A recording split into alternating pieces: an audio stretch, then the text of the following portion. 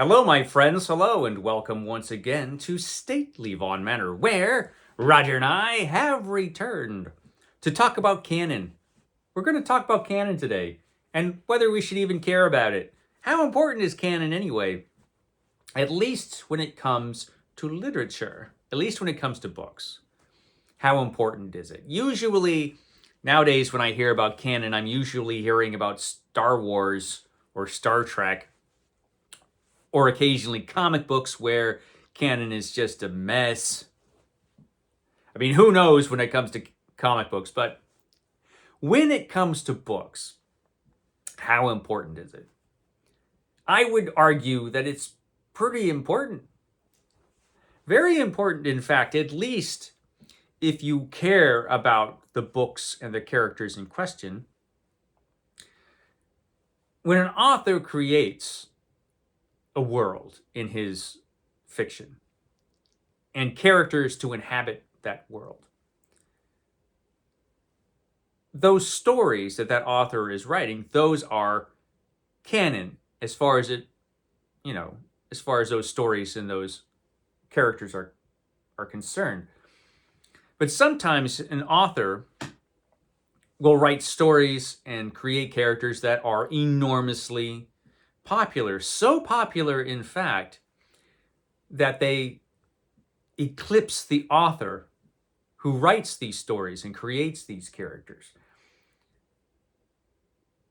And if these stories and characters are popular enough, eventually this author is going to stop writing these stories. He's going to stop writing about this particular character that you love. Eventually, that's going to happen one way or another. And if an author passes away, for example, and can no longer write stories about your favorite character, you've got a set number of stories about this character or these characters or stories set in this world. This is it. This is what you've got. But you want more as a reader. You want more. And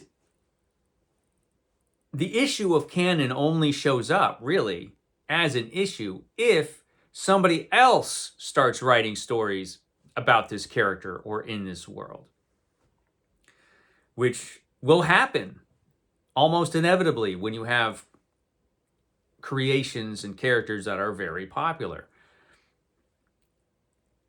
Now, I am not against pastiche fiction at all, really. I think pastiche fiction can be fun. And that's what pastiche fiction should be. It should be entertaining, good fun, written by writers, hopefully, who understand the material that they're writing about and respect the material that they're writing about. Hopefully, that's what you get. You don't always get that. And when you don't, you run into some real trouble. But hopefully, that's what you get.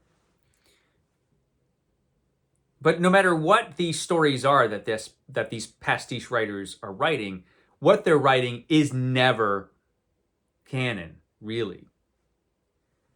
You can argue some exceptions, but really, if these are stories written by somebody other than the creator of this character and the world that the characters inhabit, if these stories are written by somebody else, usually you cannot consider them canon.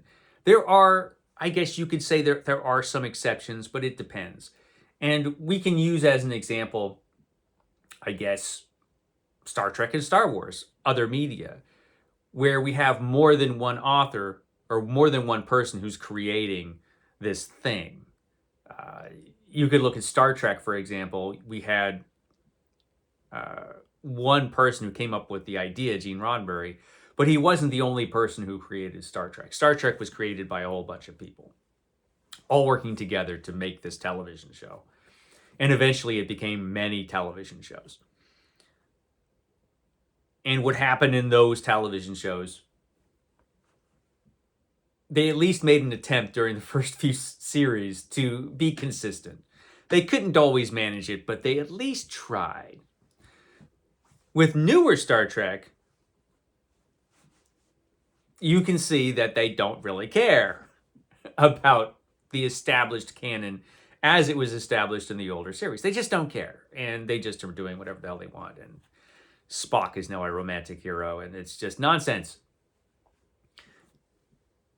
And then you have Star Wars, where we have a creator of a thing, George Lucas, who sells it. He sold Star Wars, but he just sold it to the devil. I mean Disney. He sold it to Disney, and so Disney owns it. He sold it. He gave it away, basically. So now what Disney creates is canon. Is it? George Lucas didn't create it, but he gave it away. So there's a gray area, perhaps. It usually is more clear cut in books and literature, usually. But you can have exceptions here too.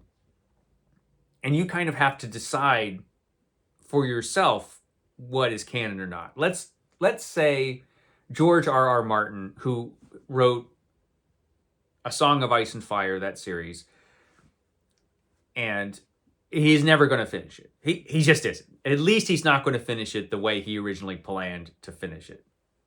I think he has a book he's writing now that he's been writing forever. And then after that, he's supposed to write another book. At least that was the original plan. I can't see that plan working out, at least the way he originally envisioned it. And I think he's never going to finish this series. But what if he becomes so fed up with it? Because he obviously hates doing it at this point. What if he says, you know what? I don't want to finish this series I started. I'm going to get somebody else to finish it for me. And he gets some other writer and says, you finish this for me. I hate doing it. So this is the author, hypothetically, who's saying, finish this for me. I can't do it anymore. Since the author is signing off on this, does that make the new ending, let's say, to this hypothetical situation? Would that make the ending to A Song of Ice and Fire canon? Because even though the author didn't write it, he said, go ahead and do it. You can make an argument for that. I would probably say no, though. Because this is a series that George R.R. Martin wrote. This came from his imagination. He wrote the series. He's the writer. He could pass it off if he wants to another writer, but those books were not written by him. And another writer with another brain and a completely different imagination might stick to the outline of what Martin wanted to be done, but it never will be what it would have been if he wrote it. And we have situations now where there are literary characters out there where a lot of pastiche fiction is written about these characters. Sometimes there's more pastiche fiction out there than the original stories. Sherlock Holmes is probably the ultimate example because Sherlock Holmes is one of the most popular fictional characters in the world and has been since Sherlock Holmes was created. And there is a specific number of Sherlock Holmes stories. They're wonderful stories. They're magnificent. I love Sherlock Holmes. And the official canon is here. It's in the stories that were written by Arthur Conan Doyle. His creation, they're his stories. Nobody could write Sherlock Holmes the way he did. You can have some pretty good imitations, but that is what they are. They're imitations. This is the real thing. What happened in the Sherlock Holmes stories as written by Doyle, they are what happened. That is the canon. And at least in Doyle's case, that has been, for the most part, respected. Nobody really says that pastiche stories written about Sherlock Holmes are canon, because they're not. And everybody kind of understands that. That said, there are thousands probably of stories and books written about Sherlock Holmes, written by other authors who give their own spin on the character. Hopefully, they are respectful to the source material. But nobody really is saying that this should be part of Sherlock Holmes. Nobody's saying, well, this is canon. No, clearly it's written by somebody else, but it's using this character. And this happens.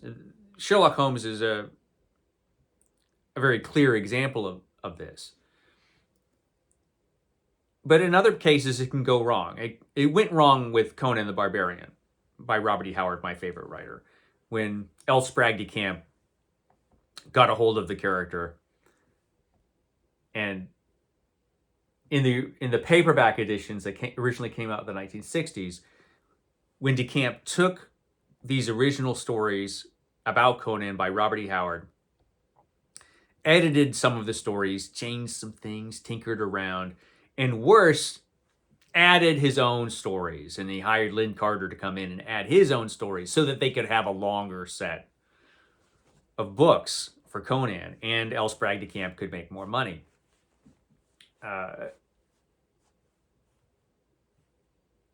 Conan became L. Sprague de Camp's meal ticket, really. And last year, I read those Pastiche stories by L. Sprague de Camp and Lynn Carter, and they were, for the most part, crap. And they did not respect the source material. I mean, there were very basic things that those stories, as Pastiche stories, got wrong. And the problem is that L. Sprague de Camp, at least, was saying, okay, this is the official series of books, and my dumb stories and Lynn Carter's dumb stories that are in this set of books, they're canon. You know, they're part of this. We added to it, you know, and now this is what it is. And they added to it after that, after they had finished their initial series, which wasn't true. Now, this series of books with those wonderful covers by Frank Frazetta did make Conan very popular.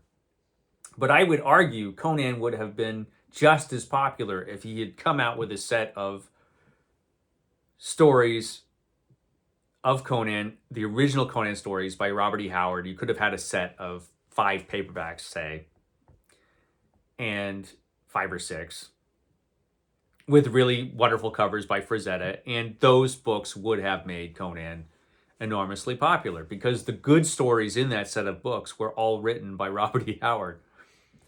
And then after that, you could have added to this series, as had been done by dozens of authors after that. A lot of people have written Conan pastiche fiction.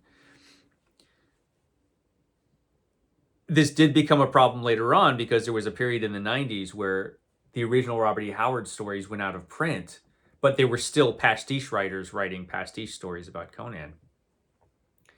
That situation has been rectified now. Now you can get the original Conan, as this character was written by Robert E. Howard, as it should be. But for a long time, it was a mess. And then we had a real issue as far as canon was concerned, when it should just be a pretty clear-cut case. There are other situations where you have characters who are, you know, they're owned by a company. Tarzan is owned by Edgar Rice Burroughs Incorporated. And there are new Tarzan novels that are being written. I haven't read them, but I hear they're pretty good. But those are pastiche. If Edgar Rice Burroughs himself did not write the Tarzan novels, then they cannot be considered canon, even if they are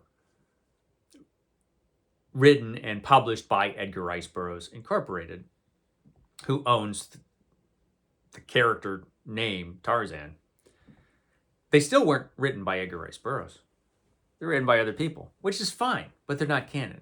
Edgar Rice Burroughs' stories, his stories of Tarzan, they were canon. Edgar Rice Burroughs wrote those stories. With literature, at least, I think it's pretty clear cut, and I think that should be respected. And I think we should care about that. Nothing against pastiche fiction, but canon is canon. In other media, it can get really messy. But at least as far as literature is concerned, usually it's clear cut. There are other cases, like pulp characters like The Shadow and Doc Savage, who were created in the pulp magazines under house names, and you had one writer who wrote most of the stories, but there were other writers who came in and wrote those stories. That's a little different, because those characters were created for a specific thing, this specific pulp magazine. And you didn't have just one writer who created the character and wrote the character the whole way. it can get a little different there.